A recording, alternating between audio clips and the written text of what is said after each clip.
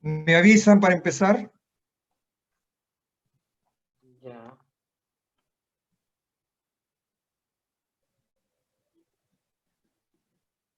Quiero saber, ya está grabando, ¿no? Sí, doctor.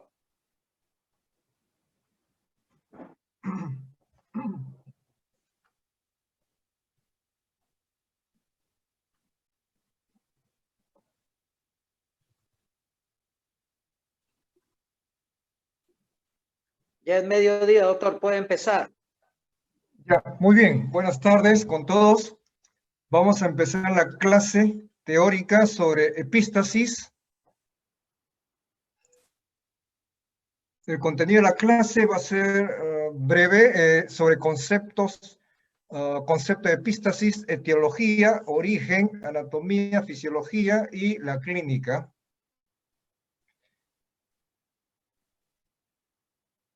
Miren ustedes, la fosa nasal es un órgano muy vascularizado. Tiene irrigación de parte de los dos troncos principales, de la carótida externa y la carótida interna. A través de la carótida externa tiene dos ramas, la facial y la maxilar interna. La facial da otra rama que la labial superior, la maxilar interna, palatina descendente, esfenopalatina. Y el ramo importante a nivel de la fosa nasal es la esfenopalatina, que da una rama septal y una rama turbinal que va hacia los cornetes. Una zona muy importante es la zona, el plexo de Kisselbach, que está ubicado en la parte del tercio anterior del tabique nasal. ¿Me están hablando? ¿Me escuchan? Sí, se le escucha. ¿Me escuchan? Sí, doctor, se le escucha. Ya, porque me pareció que me estaban preguntando. No, doctor, me parece que hay algunos micrófonos encendidos, pero Ya. no sé. Entonces, vamos a ver, una parte muy importante de la fosa nasal es el tabique nasal, donde se originan casi el 90% de todas las hemorragias de la nariz. Esta zona está ubicada en la parte del tercio anteroinferior del tabique nasal. Es el plexo de Kisselbach, donde se reúnen, donde se anastomosan los ramos terminales de los dos troncos principales, de la carótida externa y la carótida interna. La carótida interna da un ramo la oftálmica y esta a su vez da dos ramos terminales, que es la etmoidal posterior y la etmoidal anterior. El plexo de Kisselbach es la unión,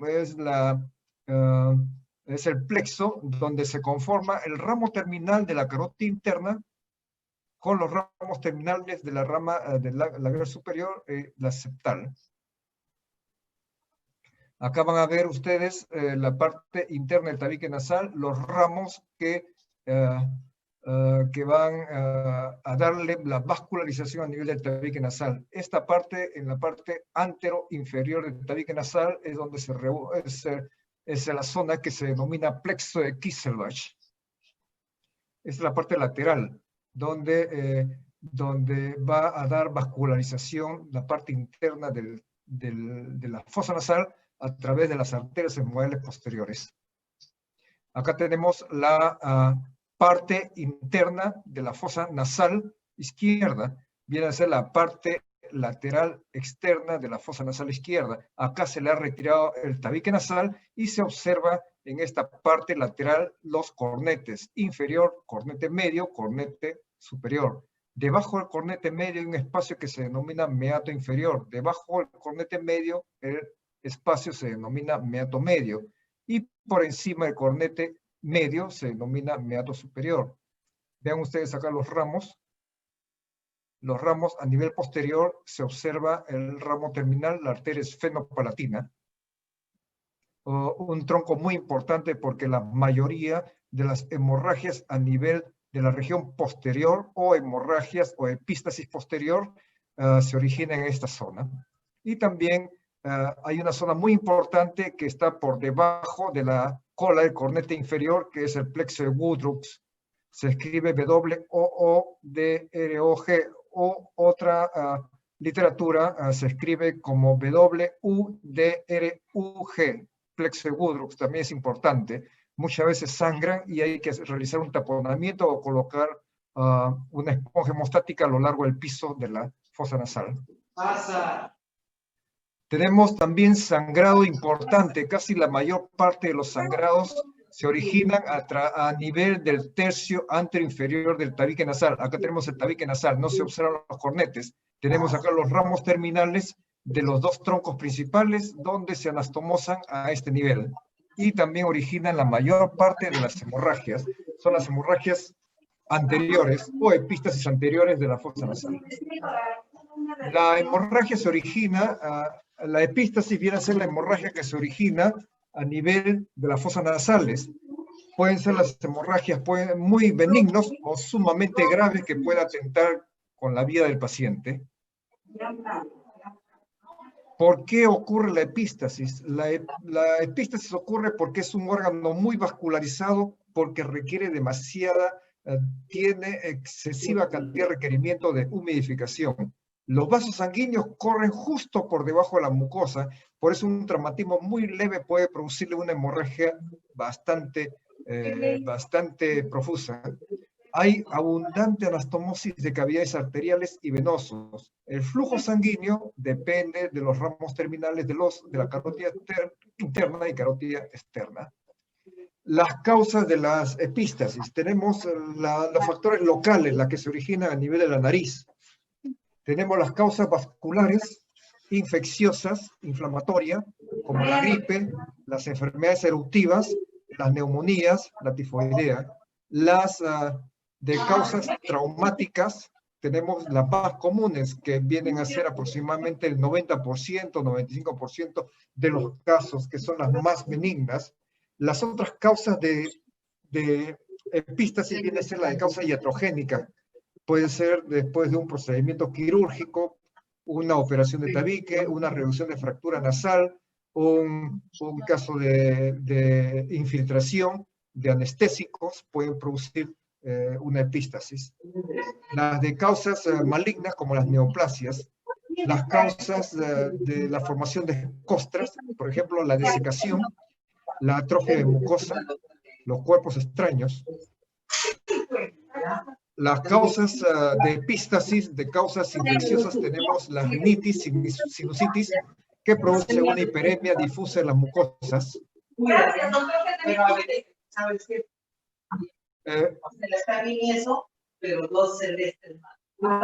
escuchan? Porque ahí escucho voces. Así es mejor. Cuídate. Ya. ¿Están bien? ¿Me escuchan? Sí se le escucha, doctor.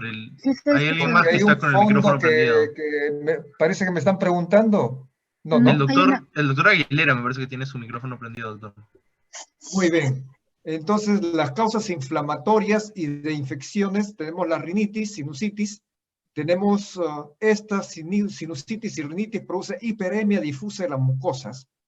Otras causas de epístasis pueden ser alérgicas, bacterianas, fúngicas, virales. Las causas traumáticas causantes de epístasis, los rascados de la nariz, son muy frecuentes en los pacientes de edad pediátrica.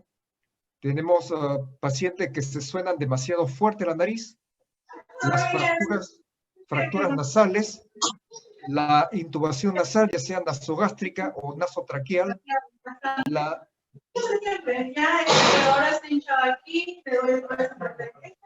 los traumatismos de senos paranasales, traumatismo de órbita, problemas a nivel del oído medio, base de cráneo, los casos de barotrauma. Tenemos factores locales como las de tipo iatrogénica, como ya le mencionamos hace un rato, cirugía endoscópica de senos paranasales, rinoplastía, reconstrucciones nasales, intervención sobre los cornetes nasales, las septoplastías, uso de sonda nasogástrica, la intubación nasotraqueal. Las neoplasias, tenemos los nasoangiofibroma juvenil, los papilomas invertidos, carcinoma epidermoide, adenocarcinoma, melanoma, los neuroestesioblastomas, los linfomas.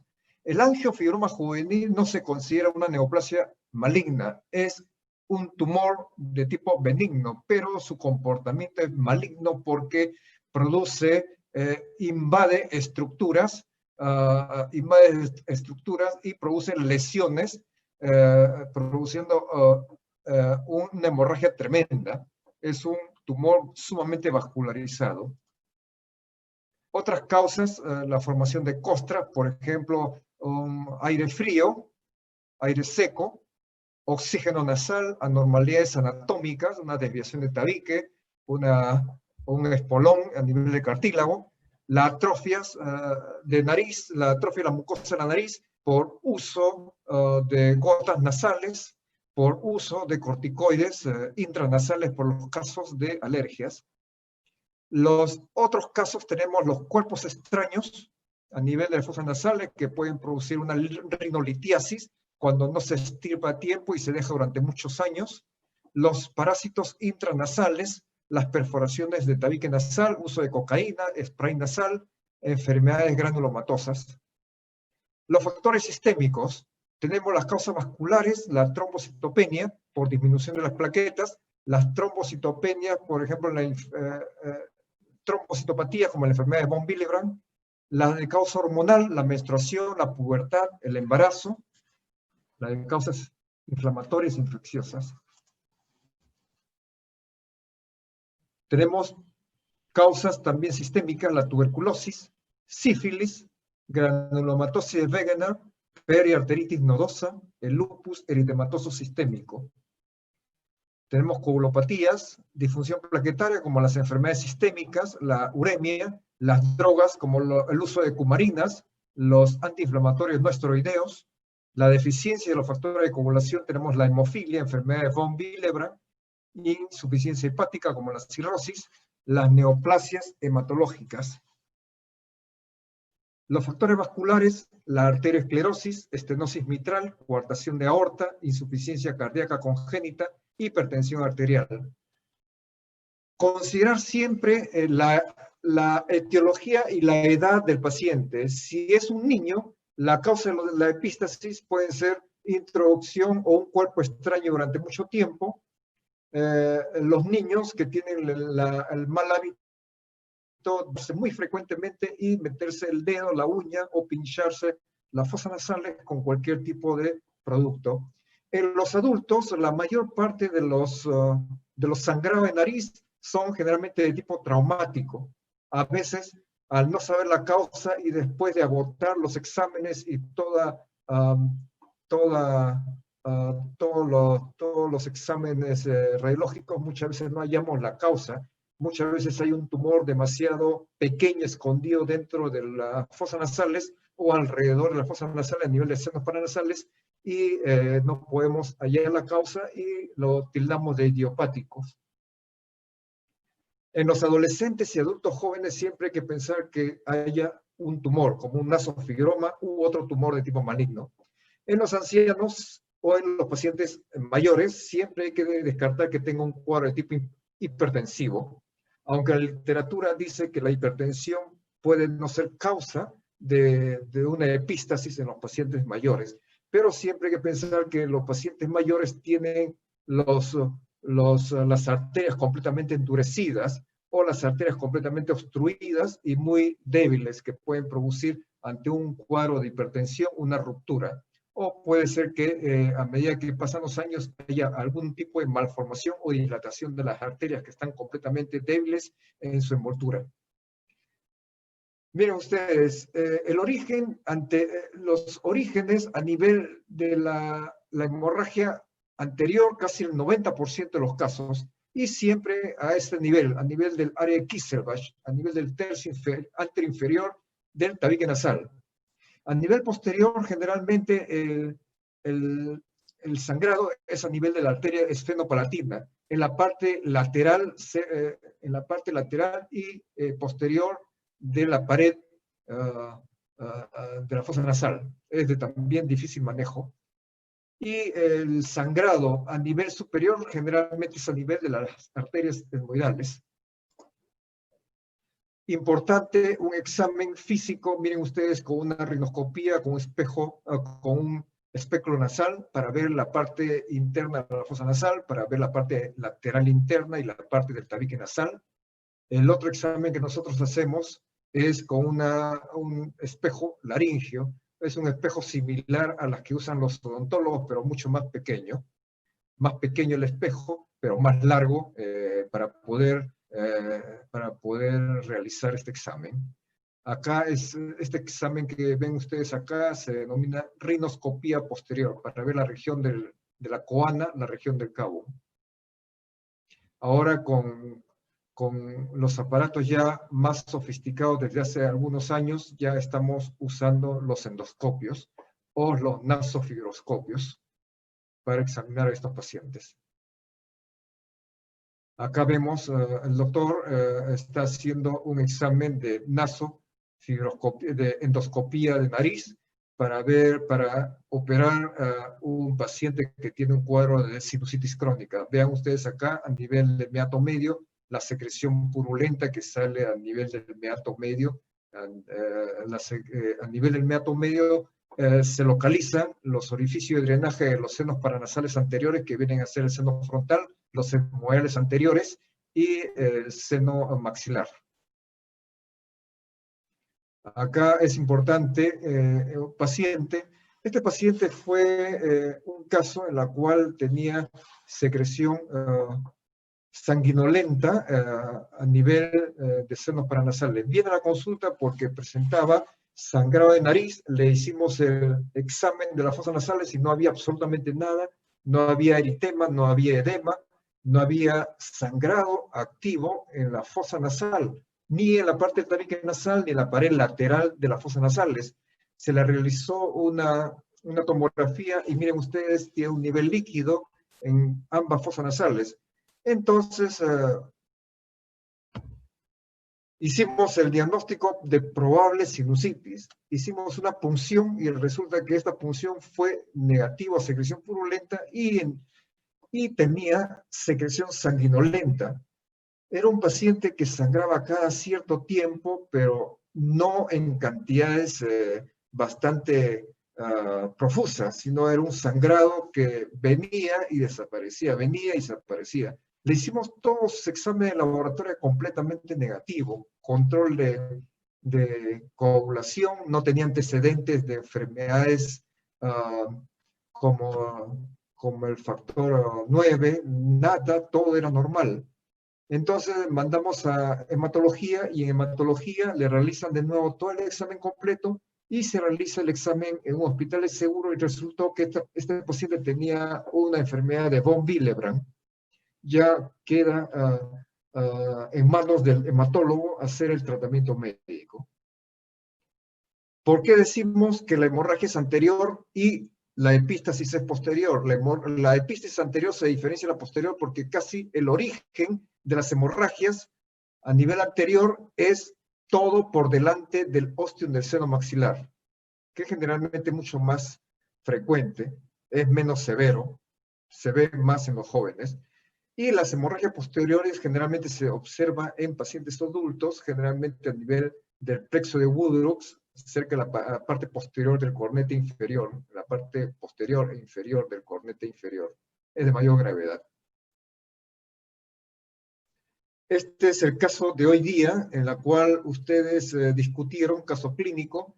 Vean ustedes, este es otro de los pacientes donde se observa una masa en la fosa nasal y una masa de un paciente joven de 15 años, en la cual tiene sangrado profuso cada cierto tiempo, tiene obstrucción nasal. En este caso se observa una tumoración que parece que es una estructura normal, que parece un cornete. Por eso que acá dice masa tumoral sangrante, ¿es un cornete inferior? No, porque este paciente tenía un antecedente de sangrado bastante profuso cada cierto tiempo. En este momento, al tomar la foto, no estaba sangrando. Vean ustedes, completamente limpio. Pero le hicimos acá una biopsia con sumo cuidado, una biopsia muy pequeña de 1 milímetro y sangró bastante. A este paciente le sacamos su tomografía computarizada y tenía una tumoración bastante vascularizada. Tuvimos pacientes, se le preparó para una operación posterior. Paciente viene por un sangrado nasal, viene a la consulta cada cierto tiempo, ya lo conocemos. Vean ustedes estas lesiones a nivel de la mucosa de los labios.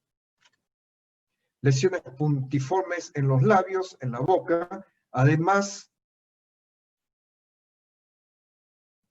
vean ustedes en la lengua. Vean ustedes acá en la nariz, en la mucosa del tabique nasal. Este paciente tenía un antecedente de sangrado por parte de sus padres.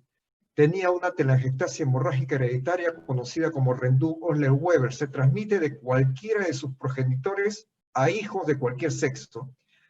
La sección de la membrana de la mucosa de la nariz muestra prominentes espacios vaculares carentes de tejido elástico o muscular. Las pruebas hematológicas son normales. Si ustedes le realizan un test de coagulación, van a ver que el test le va a indicar que es completamente normal. Sangran muy frecuente por las fosas nasales porque la pared de los vasos son demasiado finos. Un traumatismo mínimo produce un sangrado. La mucosa es demasiado frágil, que no resiste a ningún traumatismo. Solo por el hecho de rascarse la nariz o tocarse la nariz sangran. En esos tiempos nosotros lo que hacíamos con estos pacientes era legrar completamente la mucosa de la nariz y colocar un injerto de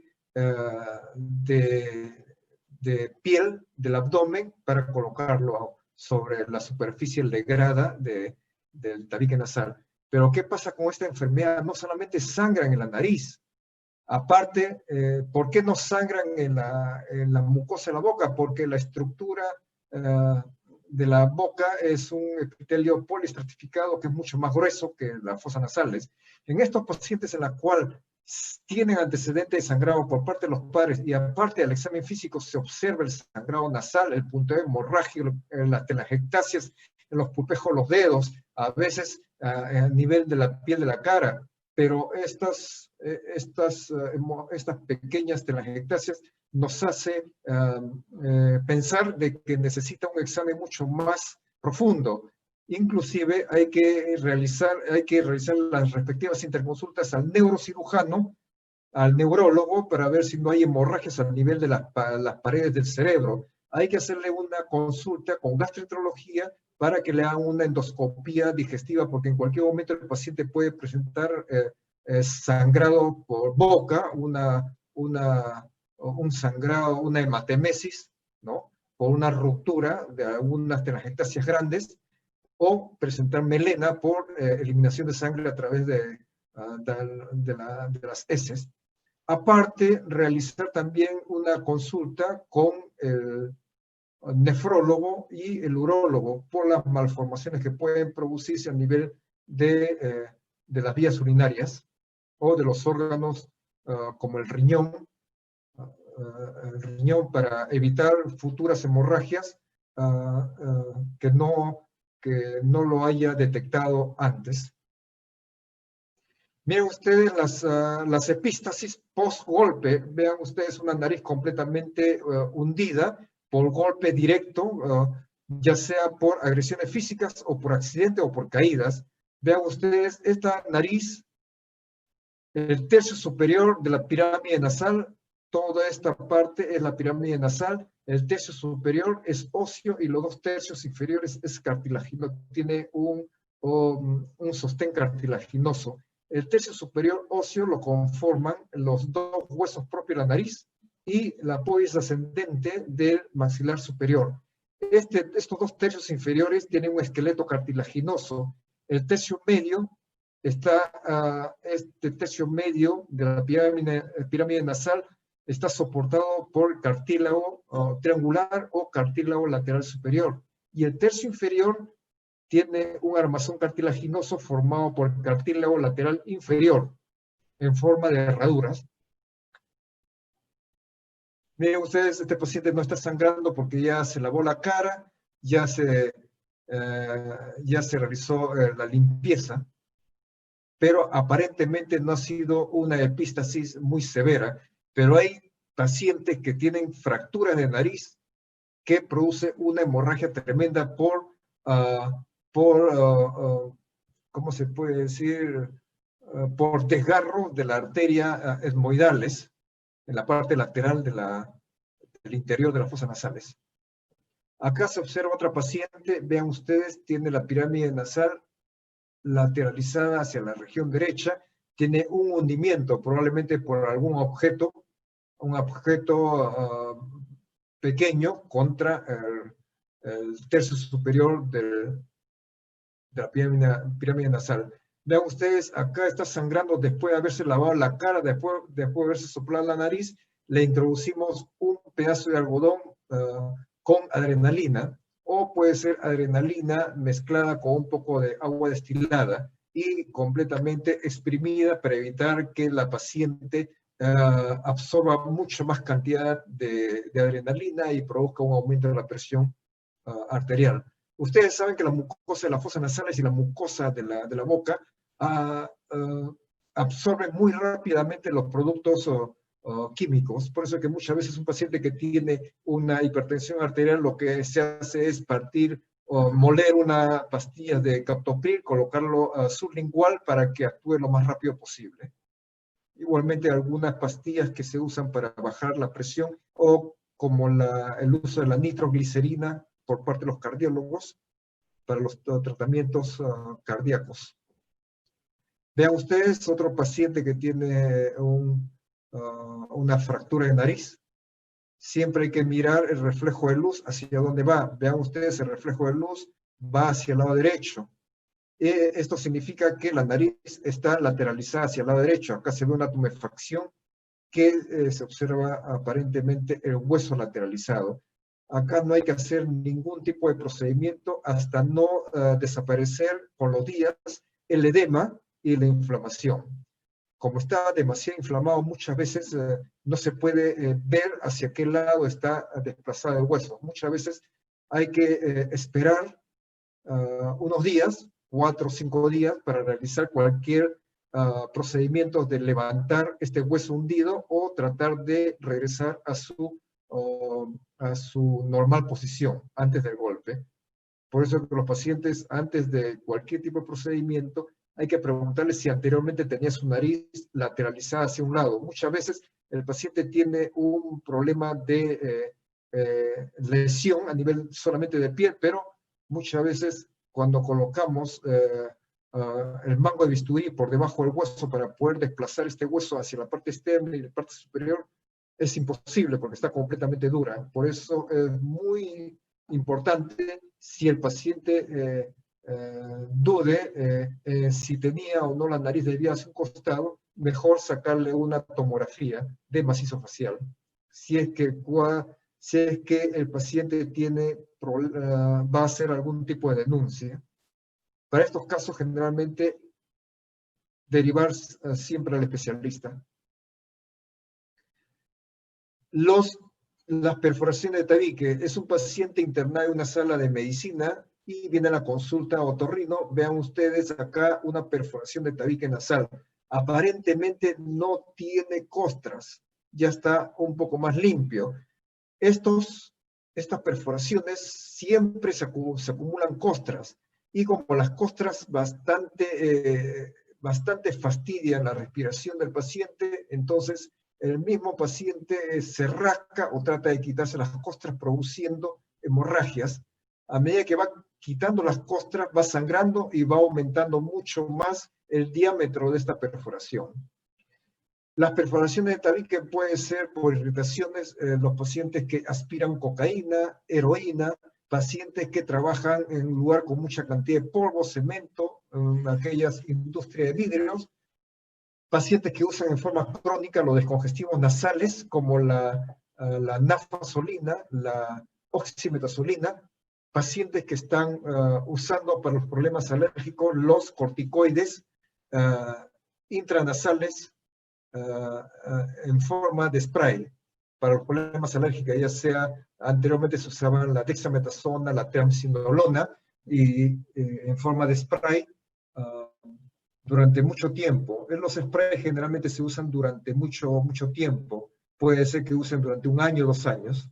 Cuando vean que un paciente usa los sprays de corticoides tópicos para los problemas alérgicos y ven que tiene pequeñas hemorragias en las fosas nasales, hay que indicarle que tiene que suspender el uso de los corticoides tópicos y reemplazarlo por un suero fisiológico en gotas. Otras causas de perforación tenemos las neoplásicas, el granuloma letal de la línea media, las inflamatorias como sarcoidosis, dermatomiositis, enfermedad de Crohn, artritis, enfermedad de Wegener, el lupus eritematoso sistémico y la pericondritis recidivante. Vean acá hay otro paciente. El paciente anterior, este paciente usaba cocaína, aparte que este paciente tenía un cuadro pulmonar, tenía una tuberculosis pulmonar. Ahora, acá le sacamos después una biopsia para ver si había un cuadro de tuberculosis pulmonar. Muchas veces sobreponen, en estas perforaciones podemos encontrar, aparte de este caso de paciente cocainómano, también podemos encontrar un cuadro de tuberculosis. Hemos encontrado varios casos de tuberculosis en las fosas nasales, con una biopsia ya sea en la parte del tabique nasal o a la parte lateral de la fosa nasal. Acá se observa un paciente con sangrado activo. Vean ustedes, un paciente con una perforación de tabique, se observan las costras, le introducimos un hisopo de la fosa nasal derecha y miren ustedes cómo atraviesa el orificio de la perforación de tabique nasal. Es una perforación. Acá lo que hacemos es, una vez tratado la perforación de tabique, este paciente no era consumidor de cocaína, no usaba corticoides, no usaba medicación. Entonces lo que le hicimos fue, una vez mejorado el paciente sobre la hemorragia, le hicimos una biopsia para descartar una granulomatosis Wegener u otra enfermedad granulomatosa. Acá tenemos otro paciente con costras en la nariz. Este pacientito, niño de aproximadamente 12, 13 años de edad, que viene a la consulta y se le hizo diagnóstico de nasoangiofibroma juvenil que invadía la región del cerebro. Era un nasoangiofibroma juvenil, como el caso de hoy día, en la cual invadía varios sectores. Invadía la región del seno frontal, el ojo, también estaba el tumor desplazaba el ojo hacia un lado, había roto la base de cráneo y había invadido a nivel de la región intracraneana. Después del término de radioterapia, vean ustedes, tenía una perforación, esta es una parte de la perforación de tabique nasal. Esta perforación era bastante grande, era casi de una perforación de 3-4 centímetros. Difícil de poder cerrar esa perforación. Y este paciente, después de que mejoró en algo su estado general y mejorar el tamaño del tumor, se realizó se le transfirió a cabeza y cuello para que le realicen una operación de LeFort, o sea, se hace un corte a nivel del maxilar superior para bajar completamente la arcada dentaria superior y acceder directamente al tumor. Paciente con un nasoangiofibroma juvenil, las características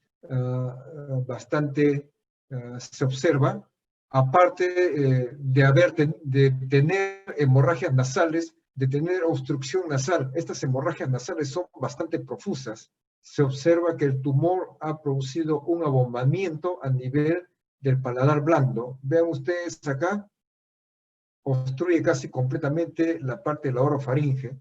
Con un bajalenguas levantamos ligeramente y con todo cuidado la úvula y vemos acá el tumor. Este nasoangiofibroma es un tumor sumamente vascularizado y si se observa en jóvenes hay que tener mucho cuidado de manipular este tumor o de realizar cualquier procedimiento a nivel de la nariz, porque el tumor al tocar muchas veces produce una hemorragia bastante profusa. Tenemos las traumáticas. Vean ustedes, este paciente recibe un corte con arma blanca. Miren ustedes, casi tiene unos cuantos milímetros y se cae completamente la nariz. Pero mejoró bastante, le hicimos una limpieza, le colocamos sus 3, 4 puntos, 3 puntos a cada lado, no completamente muy fuerte, solamente a dosarlo para que no quite la vascularización de este colgajito y se necrose. Acá una niña con golpe en la nariz, miren ustedes la equimosis, palpebral, el proceso, el edema, ¿no? La inflamación, miren ustedes la nariz lateralizada hacia un costado, vean ustedes. Esperamos sus 2, 3 días y si el paciente tiene su seguro, generalmente le mandamos al hospital del niño o al hospital San Bartolomé para que puedan realizar los procedimientos con anestesia general. Paciente que viene derivado de una provincia, acá se observa la sequedad de la piel. Esta pacientita, miren ustedes, se observa un cuerpo extraño en la parte posterior. Le pusimos un poquito de anestesia, esta paciente tenía cerca de 30 años de edad, le pusimos un poco de anestesia por fuera y aparte por dentro. Siempre cuando apliquen la anestesia sin epinefrina, porque no sabemos si la epinefrina le puede producir un cuadro de hipertensión. Siempre cuando vemos a un paciente que nunca se ha puesto anestesia para sacar los dientes, ni para cualquier tipo de sutura a nivel de otra parte del cuerpo, hay que tener mucho cuidado, porque la anestesia puede producir alergia en algunos pacientes. Miren ustedes, después de haberle colocado la anestesia por fuera y por dentro, siempre hay que darle por tandas pequeñas de anestesia. Generalmente yo les sugiero, les aconsejo de que cuando usen un anestésico local como la lidocaína, usen un anestésico que sea diluida. Si es al 2%, lo diluyen ustedes con un poquito de agua destilada. Y aparte, el anestésico deben ustedes recetarlo sin epinefrina y sin preservante, porque muchas veces los preservantes pueden producir problemas de tipo alérgico. Vean ustedes, después de haberse anestesiado, nosotros lo sacamos con una punta angulada. Este es un rinolito que causaba a esta paciente hemorragias esporádicas. Aparte que este cuerpo extraño en la nariz, que se formó a través de un cuerpo extraño, ya sea con un pedazo de arroz o durante el vómito, las náuseas, cuando vomita se quedó un pedazo de alimento, alrededor del alimento se precipitan los minerales del moco nasal. Durante muchos meses o muchos años, esta paciente tenía ya varios años con este rinolito, que es dentro, en el núcleo, se observa un pedazo de cuerpo extraño, que puede ser un pedazo de pajita, un pedazo de algodón, un pedazo de cuerpo extraño inanimado, que puede ser un pedazo de corcho, un pedazo de madera, etc. Este es un granuloma letal de la línea media. Vean ustedes acá una tremenda perforación del paladar duro. Este es un cáncer. Este paciente presentaba hemorragias. Vean ustedes, le hicimos acá una biopsia y resultó ser una neoplasia. Lo mandamos al hospital Neoplásicas para el tratamiento radioterápico y quimioterápico. Muchas veces este ya es un paciente ya que llegó con mucho tiempo de atraso.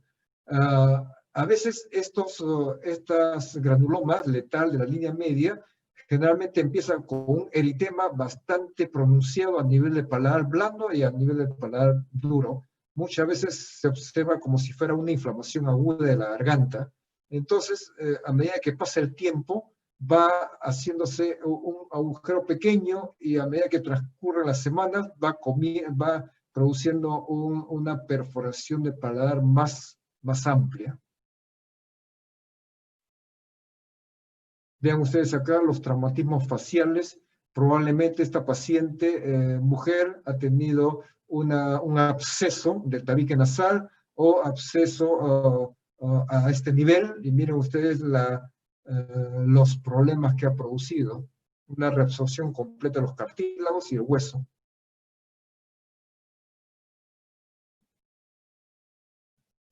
Esta es otra paciente donde se observa una perforación del tabique y tenía acá unas lesiones granulomatosas. Le hicimos una biopsia y resultó ser un rinoescleroma. Es una enfermedad de difícil diagnóstico y de lenta evolución.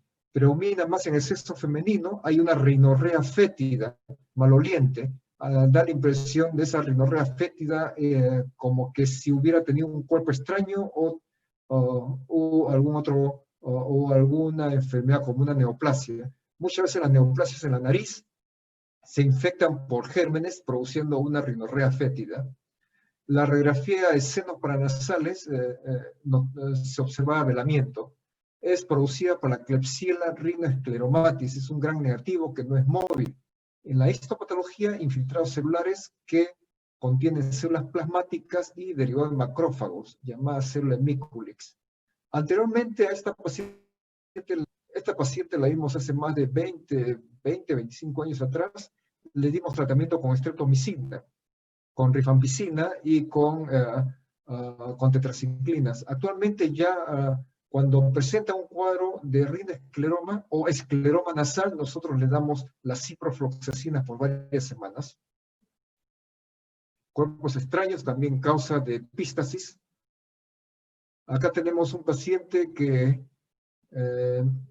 recibió un traumatismo con una botella, paciente de más de 60 años de edad, recibe un golpe con un vidrio, con un florero. Vean ustedes acá, se observa la piel de la nariz, el celular subcutáneo de esta nariz, se observa la parte interna, donde acá contiene los cornetes de la nariz. Esta es la parte central que está desviada hacia un costado. Vean ustedes, se observa el tabique nasal, la parte ósea, y esta es la parte cartilaginosa. Esta parte cartilaginosa se muestra el cartílago cuadrangular. Este cartílago lo cubre un pericondrio y después lo cubre la mucosa nasal. O sea, este cartílago cuadrangular que sirve de soporte al tabique nasal tiene pericondrio que lo alimenta, porque el cartílago no tiene irrigación propia. Y este es la mucosa con el pericondrio que forma un solo bloque. Si el cartílago está separado de su mucosa y pericondrio por un absceso, un hematoma, puede producir una necrosis, en poco tiempo producir una perforación.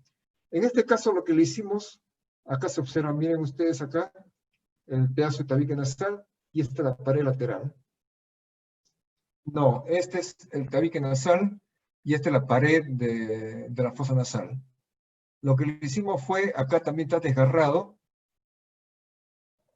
y le cosimos, le pusimos 2-3 puntos de la fosa nasal izquierda, 2-3 puntos al tabique nasal, y acá igual, 2-3 puntos a nivel de la piel.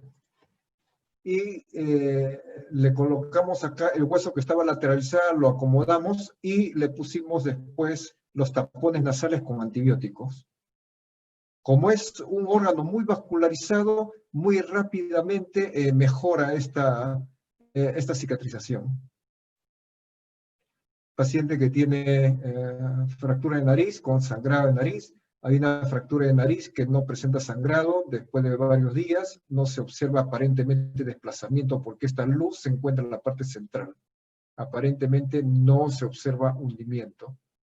Pero le colocamos siempre una férula de yeso para que el paciente no se toque la nariz y pueda volver a desviarse. Estos son los tumores malignos de la nariz que producen epístasis. Estos pacientes a simple vista, nosotros lo que hacemos en estos cuadros es sacarle una biopsia. Una vez que esté positivo, inmediatamente lo mandamos al hospital de neoplásicas.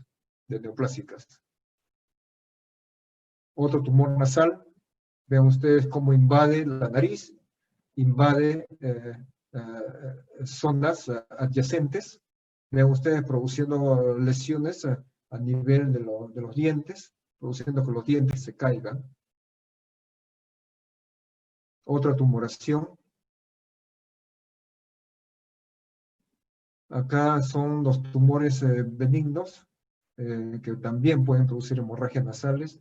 Las desviaciones de tabique nasal, vean ustedes la parte caudal del tabique cartilaginoso, ¿no? Lateralizada hacia un costado, obstruye completamente la fosa nasal izquierda.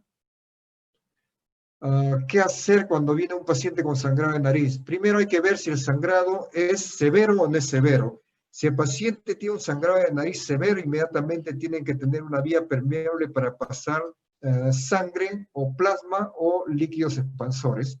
Ahora, si el paciente no tiene una epístasis muy severa, nosotros solicitamos una luz frontal, tenemos luz frontal, o si no, una luz de ganso, de cuello de ganso, para tener las dos manos libres para actuar.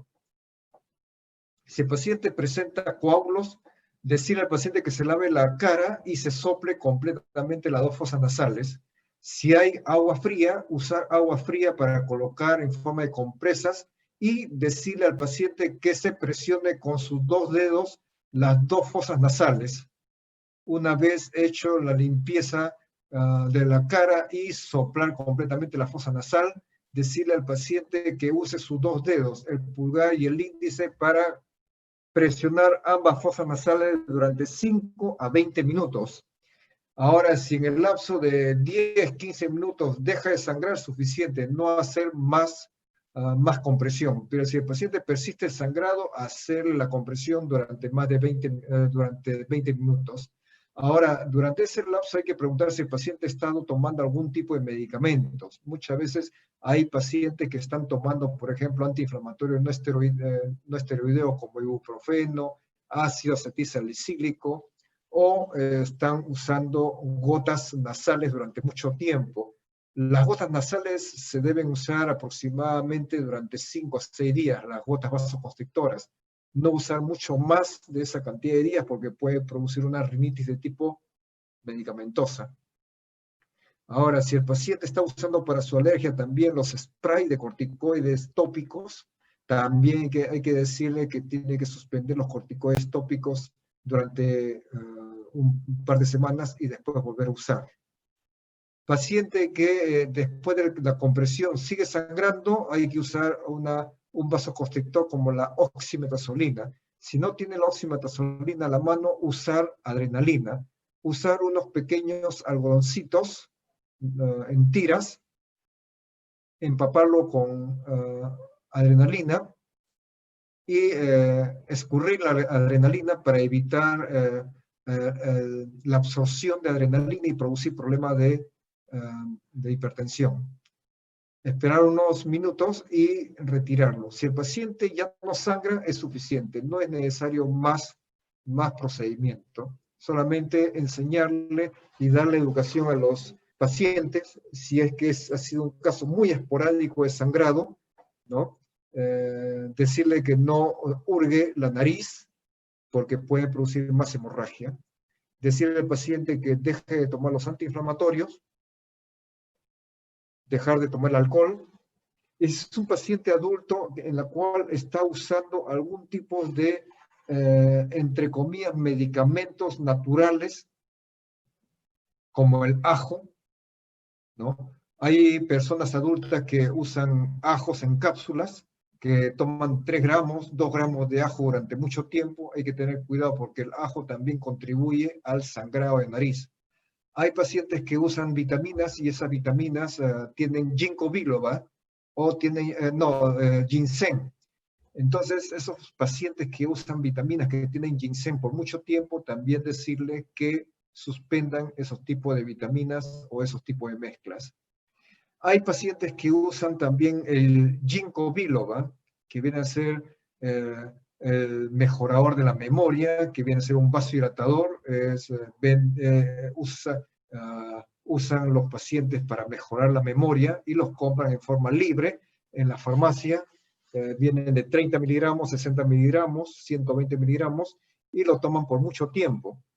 Entonces se sienten mejor, más aliviados, mejora su concentración como dicen los pacientes, en esos pacientes también decirle que suspendan esos tres productos. Gente que toma comprimidos de ajos o usan demasiada cantidad de ajos en su alimentación, decirle que se modere y disminuya la dosis. Pacientes que usan ginkgo biloba o ginseng también que suspendan. Si tienen ustedes una cánula aspiradora, aspirar a los pacientes, si no una bombilla para poder eliminar las secreciones y la sangre. Usar un espécula nasal. Si es que no tienen espécula nasal, entonces usar su dedo pulgar para levantar la nariz, la punta de la nariz y poder ver. Usar una pinza bayoneta y usar gasas vaselinadas con antibióticos. Si no tienen gasas vaselinadas, entonces usar cualquier crema que haya en el tópico. Puede ser una crema de multimicin, crema de corticoide, crema con una base de vaselina para evitar la contaminación con los gérmenes cuando se colocan los tapones. Preguntar siempre cuánto es el volumen de sangrado. Si sangró en exceso, hay que decirle al paciente que se quede tranquilo, no haga mucho movimiento para evitar mayor sangrado. ¿De qué lado sangra más? ¿Qué medicamento está tomando? ¿Algún traumatismo previo? ¿Ha estado jugando pelota el día anterior, el mismo día o en el instante en el cual acude previo antes de acudir a un centro médico, estuvo jugando pelota, tuvo un golpe, tuvo algún tipo de lesión, una lesión por hurgar la nariz, etc. Si ha tenido una cirugía previa a nivel de nariz, muchas veces los pacientes vienen a la consulta con un yeso en la nariz que se le ha realizado previamente una operación. Entonces, un paciente sometido a una rinoplastía o paciente sometido a cualquier tipo de intervención a nivel de nariz, siempre hay que tener un poquito de cuidado porque como tiene la nariz previamente rota por una rinoplastía, el sangrado es mucho mayor porque muchas veces vemos que los sangrados por la nariz rompen algún tipo de vaso grande, como las hemorroidales. Una historia médica de sangrado en otra zona, ver si tiene equimosis, ver si tiene telangiectasias, ver si tiene presencia de punteo hemorrágico, ya sea en la zona del abdomen, en la zona de la cara, del cuello, en la cual nos sugiera que tenga algún problema de trombocitopenia. Ver si tiene un cuadro agudo, rinitis o sinusitis. El examen físico, importante, ver las constantes vitales, saber si está hipotenso, si el paciente está con fiebre, no vaya a ser que el paciente tenga un cuadro de algún shock séptico por alguna enfermedad de las fosas nasales o por alguna operación que se haya complicado. Explorar la cara, a ver si hay alguna tumefacción a nivel de las mejillas, a nivel de la región frontal, ver si hay zonas sangrantes en la nariz y la boca. Siempre hacerle sonar la nariz, un poco de anestesia, oximetazolina y lidocaína. Si no tiene spray, lidocaína al 4 o al 10%, usar la lidocaína al 2% con un poco de oximetazolina y dejarlo el tapón durante unas dos minutos o más tiempo. Identificar el vaso. Es imposible muchas veces identificar el vaso, porque identificar el vaso generalmente se hace fácil en pacientes que tienen sangrado a nivel de la parte anteroinferior tabique nasal, a nivel del plexo de Kisselbach. Si es un paciente que es seguido el cuadro de sangrado, una vez que ya paró la hemorragia, se cauteriza con nitrato de plata, que es lo más recomendable. Ahora, si tiene un cauter eléctrico, el cauter eléctrico puede producir demasiada lesión, porque muchas veces, como el plexo es tan pequeño, es 1 milímetro, un electrocauterio produce a veces quemaduras muy extensas, produciendo lesión a nivel de mucosa y a nivel de piel. Ver historia de enfermedades y medicamentos, signos vitales, hay necesidad de una vía endovenosa, el examen, rinoscopía, orofaringe, rinoscopía endoscópica, si si la clínica o la consulta médica y el seguro cubre. El tratamiento no quirúrgico, control de hipertensión, control de coagulopatías, trombocitopenias, expulsión de coágulos, descongestionar la nariz con la oximetazolina. La oximetazolina, su nombre comercial, el más conocido, es Afrin. El otro nombre comercial es Rinat. Rinat, R-H-Y-N-A-T.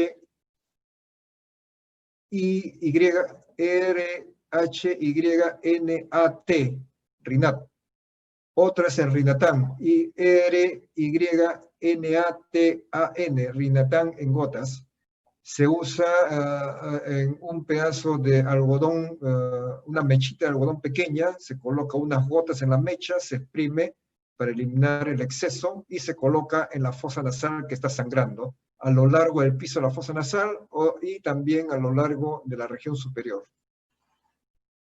Y se deja con el tapón con el vasoconstrictor durante unos 15 minutos, 20 minutos, y al retirar, si ya no sangra, queda solamente como está, ya no es necesario más taponamiento. Ahora, si el paciente tiene sangrado y tiene historia de sangrado en forma esporádica, muchas veces lo que hacemos es colocar esponjas hemostáticas y aquellos productos que se absorben. El gran problema de todo esto es que es demasiado caro usar el gel foam, G-E-L-F-O-A-M, gel foam, o el Sugicel. Son demasiado caros. Vienen, el coste es más o menos de 150 soles, depende del tamaño, 150, 100 soles. Y la otra maniobra que nosotros debemos recomendarle es la maniobra digital, que el mismo paciente o la madre cuando viene con el niño puede tener al niño y lo puede comprimir. Comprimir con un pedacito de algodón y el vasoconstrictor. El tratamiento no quirúrgico también humidificación. Si vemos a un paciente que tiene la carita completamente seca, procede de un lugar de provincias, entonces se forman demasiada cantidad de costras en las fosas nasales. Hay que decirle que cocine un poco de agüita para que el ambiente esté más húmedo. Agüita con un poco de hierba, ya sea eucalipto u otros en el ambiente donde viven para mantener una zona más húmeda. Descontinuar los agentes nocivos. Si el paciente tiene hábito nocivo de aspirar cocaína, decirle que va a seguir sangrando si va a seguir con esos hábitos. Usar spray nasal de suero salino. Decirle al paciente que si puede realizar en su casa, si puede en vez de mandar comprar a la calle un suero salino al 9×1000, decirle al paciente que pueda preparar en su casa 1 litro de agua, preparar 1 litro de agua hervida fría. La proporción es por cada litro de agua hervida fría usar 2 cucharaditas de sal de cocina, es aproximadamente 10 gramos. Entonces, esa es la proporción. 1 litro, 2 cucharaditas. Medio litro, 1 cucharadita. 1/4 de litro, media cucharadita sería. Esa es la proporción. Entonces, colocarlo en un gotero y 2, 3 gotas en cada fosa nasal, cada 3 horas, cada 4 horas, para evitar que se formen las costras, para limpiar un poquito la nariz. Aparte, decirle al paciente que use una cremita, si es que tiene una cremita de antibiótico. En su casa, muchos pacientes tienen alguna crema, ya sea una crema oftálmica o una crema de piel. Puede usar pequeña cantidad para colocar a nivel del tercio anterior de la fosa nasal, ¿no? La parte interna. Evitar rascados, estornudos, y pacientes que tienen problemas de alergia y están a cada momento estornudando, enseñarle que tienen que estornudar con la boca abierta. No importa hacer bulla. ¿Por qué? Porque la presión del estornudo puede producir de nuevo una hemorragia nasal. Decirle al paciente reposar en posición semisentada. Este es un taponamiento posterior, en los casos en los cuales la hemorragia no se controla y uno está sospechando que probablemente la hemorragia sea posterior, porque al abrir la boca se nota una hemorragia en forma pulsátil. Después vamos a mostrarle cómo debe ser un taponamiento posterior. Las complicaciones de los taponamientos es poco frecuente. Puede producir disconfort, apnea, puede producir necrosis del septum nasal y del ala nasal, puede producir un síndrome de shock tóxico y puede producir cambios hemodinámicos. Nosotros hemos visto no muy frecuente pacientes que vienen con tapones nasales de 6, 7 días y vienen con presencia de fiebre, vienen con secreción bastante fétida. Lo que hacemos es retirar completamente los tapones nasales, internar en una sala de medicina y para que le coloquen tratamiento endovenoso para evitar complicaciones, ya sea meningias o de otros tipos. Cuando el paciente sospechan ustedes que tiene un shock tóxico porque es potencialmente fatal, está asociado con el Staphylococcus aureus, descrito en el año 78 por Todd y colaboradores, que se identificó a 7 niños con infección respiratoria aguda, con fiebre, hipotensión y rash macular. En 1980 se asoció al uso de tampones vaginales, los dispositivos vaginales para contracepción, y también se observaron en los casos de pacientes que tenían tapones nasales. Además, el descrito infecciones de heridas postoperatorias. Otras causas de síndrome de shock tóxico tenemos los cuadros de sinusitis, quemaduras infectadas, las infecciones respiratorias, infecciones de piel. ¿Cuáles son las características para denominar un shock tóxico? Presencia súbita de fiebre mayor a 38.9 grados centígrados, presencia de escalofríos, vómitos, diarreas, erupción cutánea, sequedad, descamación de piel, hipotensión arterial y la insuficiencia multiorgánica llegando a la muerte. Ahora, cuando hay hemorragias de difícil control, se indica embolización. Cuando hay persistencia de sangrado a pesar del taponamiento nasal.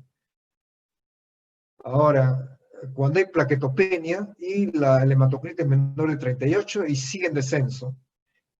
Y cuando hay sangrado posterior después de 72 horas del manejo inicial. Cuando nosotros vemos que al paciente le hemos indicado un taponamiento nasal posterior y persiste la hemorragia nasal, generalmente lo retiramos y volvemos a colocar de nuevo otro taponamiento nasal. Muchas veces el taponamiento que se le coloca al paciente con una epístasis posterior no es lo suficiente. Muchas veces el tapón no está comprimiendo la región posterior a nivel de la arteria fenopalatina, produciendo que siga y persista la hemorragia.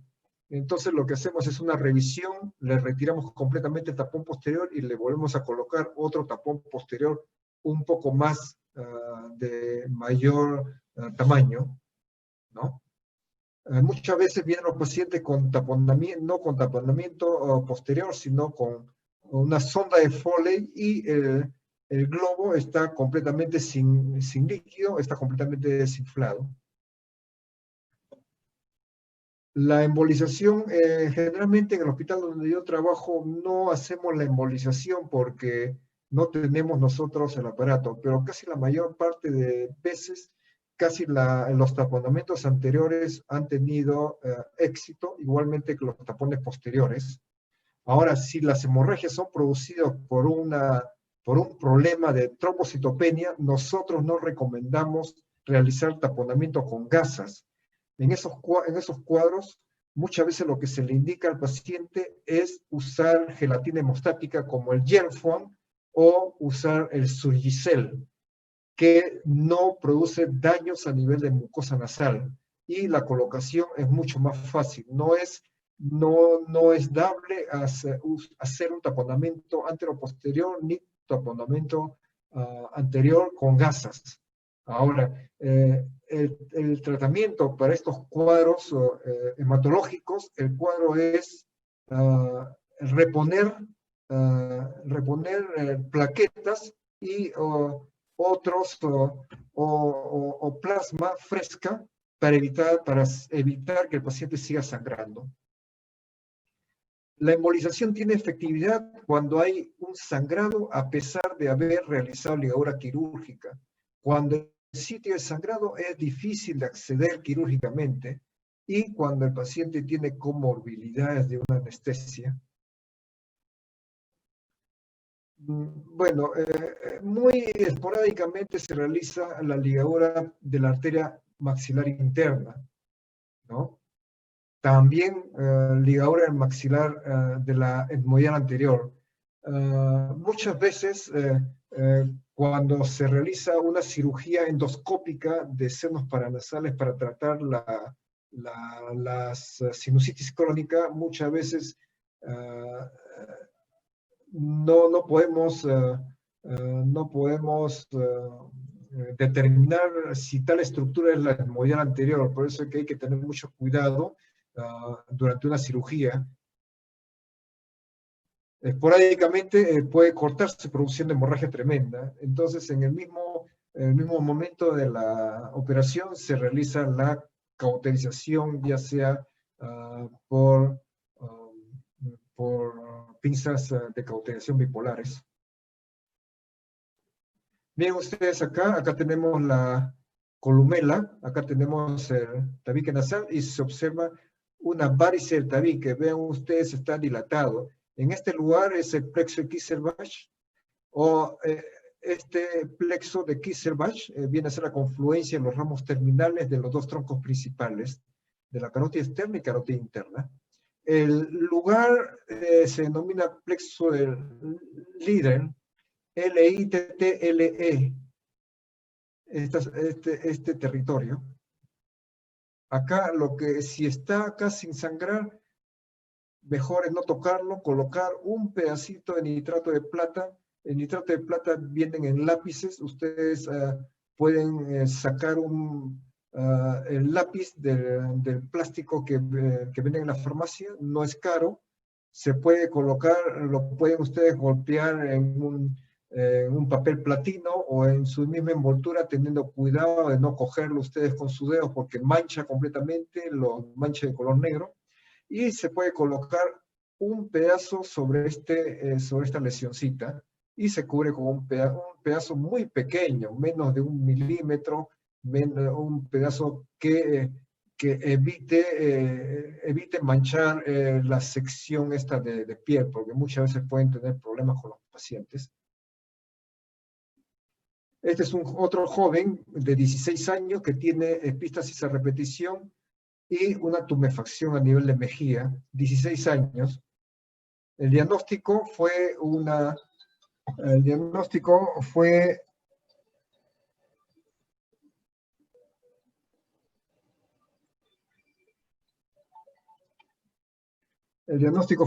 nasoangiofibroma juvenil.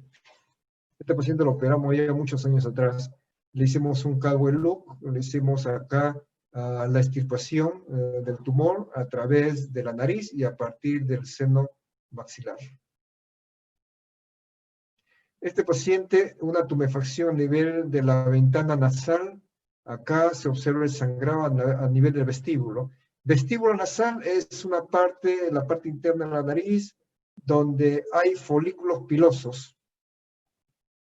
Acá se observa aparentemente una tumefacción. Una vez que tratamos acá la hemorragia, acá en forma local, con taponamiento anterior, lo citamos después de varios días para realizar una biopsia de tumor, resultó ser un carcinoma epidermoide, paciente joven de 30 años de edad aparentemente.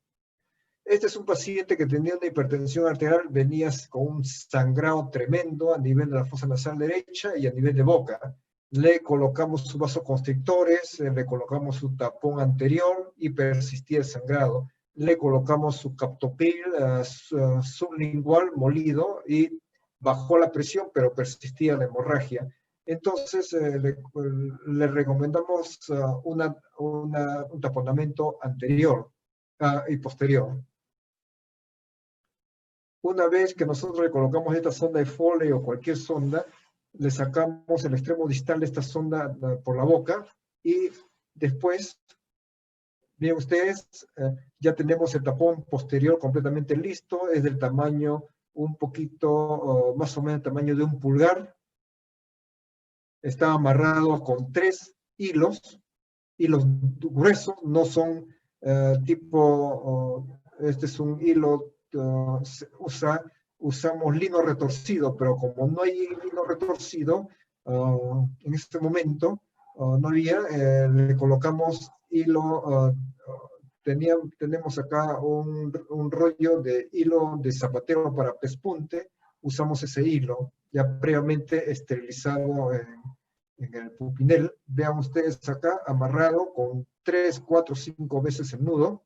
Y miren ustedes, jalamos esta sonda y con maniobra digital introducimos el dedo índice siguiendo el tapón por detrás del paladar blando hasta la región de la coana. Se necesita un dedo grande y siempre hay que protegerse el dedo con cualquier objeto. Miren ustedes, acá tenemos un bajalengua metálico por si acaso el paciente muerda al médico que está haciendo ese taponamiento. Acá parece que es un residente que está haciendo el taponamiento. Miren ustedes acá, se empuja este dedo por detrás del paladar blando, de tal manera que este tapón esté comprimiendo la región posterior cerca de la emergencia de la arteria fenopalatina. Después estos 2 hilos se amarran a un tapón grande para evitar que el tapón posterior caiga. Pero siempre nosotros colocamos un taponamiento anterior. Y después estos 2 hilos lo amarramos a un rollo de gasa. Y este hilo que sale de la boca, generalmente lo colocamos hacia la parte de la mejilla, le colocamos fijo la mejilla con un esparadrapo, sin tensión para evitar necrosis de la región de la boca. Vean ustedes, estamos colocando los tapones anteriores y después colocamos otra gasa más grande para amarrar estos nudos. Y a los 4 a 5 días nosotros retiramos el tapón si el paciente no es un paciente operado de nasoangiofibroma. ¿Por qué lo retiramos? Para evitar la infección. Siempre que nosotros coloquemos un tapón anterior durante 2 días, 3 días, siempre hay que usar una pomada de antibióticos. Puede ser una pomada de furacin, una pomada que tenga también corticoides para evitar la proliferación de gérmenes. Si no tienen ustedes pomada, lo que se necesita es usar una ampolla cualquiera. Se puede usar una ampolla de antibiótico que sí tienen a la mano, pueden usar ustedes una ceftriaxona, polvo de ceftriaxona, pueden usar ustedes de la inyección una clindamicina, o si el paciente no es alérgico, pueden ustedes empapar con un poco de penicilinas. Este es el acto quirúrgico, en la cual el paciente era un paciente niño que estaba sangrando después de un cuadro después de una hiperplasia de adenoides. El paciente estaba sangrando por la boca, entonces lo que le hicimos fue entrar a la sala de operaciones y colocarle un tapón. Vean ustedes acá, un tapón posterior. Se coloca una sonda de un lado, otra sonda de otro lado, el extremo de la sonda derecha, le amarramos a un nudo, a un hilo, el otro extremo le amarramos a otro nudo, y este hilo que queda acá lo dejamos fijo hacia la mejilla del niño. Entonces lo colocamos le colocamos un poco de agua, un poco de cloruro de sodio, ¿no? Sin vaselina, porque no vaya a producirle después una neumonía por aspiración de grasa. Acá vemos paciente que ya tuvo anteriormente un corte en la nariz, tuvo una hemorragia. Vean ustedes, este corte la produjo una infección que ha perdido parte del cartílago lateral inferior.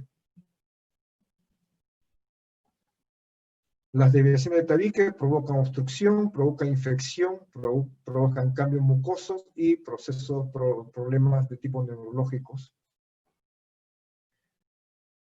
No es muy frecuente ver estos casos de complicaciones por cuadros de golpes a nivel de nariz.